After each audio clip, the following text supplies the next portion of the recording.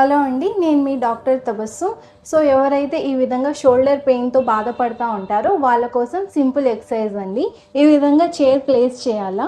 మీకు ఏ సైడ్ అయితే హ్యాండ్ పెయిన్గా ఉంటుందో కొంచెం బెండ్ అయ్యి ఈ హ్యాండ్ని ఈ విధంగా సర్కిల్స్ ఫామ్ చేయాలన్నమాట. దీన్ని పెండులర్ ఎక్సర్సైజ్ అని కూడా అంటారు. 10 clock wise direction, 10 anti clock wise డైరెక్షన్లో మీరు నెంబర్ ఆఫ్ రిపిటేషన్స్లో చేసుకోవచ్చు. నెక్స్ట్ ఎక్సర్సైజ్, మీ గోడ వైపుకి ఇలా ఉండేసి మీ హ్యాండ్ ఫింగర్స్ని ఈ విధంగా ఫింగర్ ల్యాడర్ ఎక్సర్సైజ్ లాగా చేయొచ్చు అనమాట.